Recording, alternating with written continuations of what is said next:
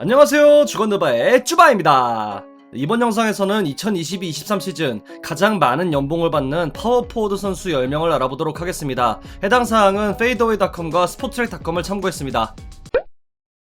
10위는 뉴욕 닉스의 줄리어스 랜들입니다. 2021년 4년 1억 1,700만 달러 규모의 연장 계약을 맺은 랜들이 차기 시즌 받을 연봉은 약 2,400만 달러로 하나로 환산한다면 약 332억 원입니다. 저 계약을 맺은 시점 2020-21 시즌 기량발전상을 수상했던 랜들을 생각한다면 말도 안 되는 해자 금액이라고 볼 수 있지만 지난 시즌을 생각한다면 물음표가 붙을 수 있는 연봉입니다. 현재 트레이드 루머에 올라있는 상황인데요. 기량이야 워낙 시즌별 기복이 있는 선수라 그렇다 하더라도 팬들과의 관계에 있어선 과연 극복이 가능할까 싶습니다. 3천만 달러 규모의 연봉이 난무한 요즘 시대에 이 정도 금액이면 무난하다는 생각이 드네요. 9위는 골든스테이트 워리어스의 드레이먼드 그린입니다. 4번째 우승 트로피와 7번째 디펜시브 팀 수상을 동시에 석권한 그린은 차기 시즌 약 2,600만 달러의 연봉을 받게 되며 이는 하나로 약 360억 원 정도 되는 금액입니다. 그린이야말로 스탯지로는 평가할 수 없는 굉장히 유니크한 선수로 없다고 봐도 무방한 슈팅 능력으로 인해 세깅을 당하는 모습을 보면 물음표가 뜨긴 하지만 앞서 말했듯 3천만 달러 계약이 난무한 현 리그 상황이고 무엇보다 이 구단 황금기의 중심에 있던 그의 업적을 고려한다면 2,600만 달러 정도면 그렇게 과해 보이진 않네요. 참고로 그린은 2019년 4년 1억 달러에 달하는 규모의 연장 계약을 맺었고 다들 이걸 두고 맥스 계약이라 얘기하는데 그린은 직전 연봉의 최대 120%가 보장되는 연장 계약 한정 맥스 계약을 맺은 거라 보통 우리가 아는 셀러리 캡의 30%, 35%를 받는 개념과는 다릅니다. 같은 팀의 클레이 탐슨의 2019년 계약을 예로 들자면 당시 탐슨은 FA 신분의 재계약이었기에 30%에 달하는 맥스 계약을 체결했고 2017년 스테픈 커리 역시 같은 사례로 재계약을 맺었는데 커리는 당시 35%에 달하는 슈퍼맥스 계약을 체결했습니다.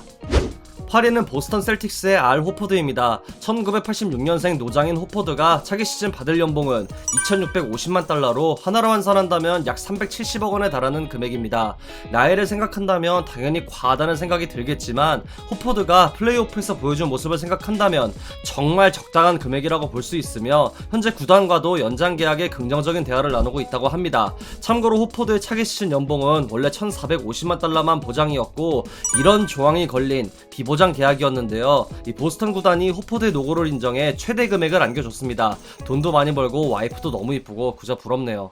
7위는 클리브랜드 캐벌리어스의 케빈 러브입니다. 2016년 클리브랜드의 창단 첫 우승 멤버 중 유일하게 팀에 남아있는 선수죠. 물론 러브 역시 팀을 떠날 뻔한 적이 있었지만 현재는 베테랑이자 핵심 식스맨으로서 후배들의 정신적인 지주 역할을 하고 있습니다. 러브는 2018년 4년 1억 2천만 달러 규모의 연장 계약을 맺었으며 차기 시즌에는 약 2,900만 달러, 하나로 404억 원 정도에 달하는 연봉을 받게 됩니다. 참 많은 말이 있던 이 계약도 드디어 마지막 해가 되었네요. 금액만 놓고 본다면 당연히 오버페이라는 생각이 들긴 하지만 러브가 지금까지 구단에 헌신한 부분과 최종적으로 벤치롤을 받아들인 점, 무엇보다 우승 경험이 있는 선수는 젊은 선수들에게 큰 힘이 되고 현재 도노반 미첼 영입으로 동부의 다크호스로 우뚝 선 클리브랜드에게 러브는 없어서는 안 될 존재가 되어버린 걸 생각한다면 과함과 적당함 사이라고 정리할 수 있겠습니다. 6위는 멤피스 그리즐리스의 자렌 잭슨 주니어입니다. JJJ는 2021년 4년 1억 470만 달러 규모의 연장 계약을 체결했고 이 계약의 첫 해가 될 차기 시즌 그가 받게 될 연봉은 약 2,900만 달러로 하나로 치면 약 404억 원 정도 되는 금액으로 앞서 언급한 케빈 러브보다 약 527만 원 정도 더 많은 액수입니다. 점점 액수가 적어지는 구조의 계약, 직전 시즌 디펜시브 퍼스트 팀에 선정되면 물론 팀의 간판 자모란트의 파트너로 최고의 조화를 이뤄내는 선수라 이 모든 걸 본다면 정말 너무나도 좋은 계약이라고 볼 수 있습니다. 그 유명한 2018 드래프트 중에서도 루카 돈치치, 트레이 영과 함께 탑 클래스로 분류되는데 전혀 부족함이 없는 JJJ지만 이 모든 건 그가 정상적으로 시즌을 소화할 수 있다는 전제가 있어야 합니다. 대퇴사두근 부상, 반월판 파열 등 JJJ는 부상 변수가 정말 많은 선수라 멤피스 구단 역시 이를 고려해 이런 계약을 맺은 것이라 볼 수 있겠습니다. 5위는 워싱턴 위저즈의 크리스탑스 포르징기스입니다. 앞서 언급했던 자렌 잭슨 주니어만큼 부상 변수가 많은 선수죠. 한때 뉴욕의 왕이자 유니콘이라 불리던 포르징기스가 차기 시즌 받을 연봉은 약 3,400만 달러로 하나로 환산한다면 472억 원에 달하는 금액입니다. 이 계약은 포르징기스가 2019년 맺은 5년 1억 5,800만 달러 계약의 네 번째 해입니다. 무슨 말이 필요하겠습니까? 부상 변수가 없고 본인도 이에 대한 두려움이 없이 뉴욕의 왕처럼 플레이해준다면 정말 아깝지 않은 금액이기 있지만 현재의 포르징기스를 본다면 냉정하게 오버페이라는 생각이 드네요. 워싱턴 이적 후 몇 차례 좋은 모습을 보이긴 했지만 단 17경기를 소화했고 여전히 시한폭탄 같은 포르징기스의 무릎은 늘 골칫거리가 되겠습니다. 4위는 토론토 랩터스의 파스칼 시아캄입니다. 2018-19 시즌 기량발전상 수상자이자 2019년 토론토 창단 첫 우승 멤버 중 프레드 밴블릿, 오지 아누노비, 크리스 부시에이와 함께 팀을 지키고 있는 랩터스 프랜차이저인 시아캄은 2019년 4년 1억 3,700만 달러 규모의 연장 계약을 맺었고 다음 시즌은 해당 계약의 세 번째 시즌으로 시아캄은 약 3,500만 달러를 받게 됩니다. 이는 하나로 환산하면 495억 원 정도에 해당하는 금액인데요. 직전 시즌 스몰 라인업 가동 시 빅맨 역할을 완벽하게 수행하며 올 NBA 서드팀에 선정된 것과 팀의 간판이란 걸 고려한다면 이 금액이 과하다고만 보이지는 않습니다. 물론 또 다른 간판인 벤블릿이 차기 시즌 받을 2,120만 달러의 연봉과 비교한다면 답이 달라지겠지만 한 팀의 에이스가 받을 금액으로는 적당해 보이네요. 참고로 시아캄은 2019-20 시즌 올 NBA 세컨드 팀에 선정되며 연장 계약 규모가 3% 상승 4년 1억 4,600만 달러 규모의 계약으로 전환되었습니다. 데릭 로즈를 적용 대상자였지만 이는 5년 계약일 시에만 적용되기에 시아캄은 해당 대상에서 제외됩니다. 3위는 필라델피아 세븐티식서스의 토바이어스 해리스입니다. 가장 할 말이 많은 선수가 아닐까 싶네요. 계약 규모부터 정리하자면 해리스는 2019년 5년 1억 8천만 달러 규모의 재계약을 맺었고 이번 시즌은 이 계약의 네 번째 시즌이 되는 해입니다. 해리스가 받을 연봉은 약 3,800만 달러, 하나로 환산한다면 약 525억 원입니다. 해리스는 분명 준수한 포워드로 꾸준한 활약을 보인 선수라 고액의 연봉을 받을 자격이 충분하지만 그 액수가 너무 크다는 게 문제가 되겠네요. 단 해리스는 앞서 언급한 몇몇 선수들이 가지고 있는 내구성에서 월등히 뛰어나며 이 부분을 생각한다면 과하지만 터무니없는 수준이라고까지 하기엔 어려울 것 같네요. 해리스는 잘 알려지지 않은 황금 드래프트인 2011 드래프트 19순위 출신인데요. 차기 시즌 해당 드래프티들이 받을 연봉은 이렇습니다.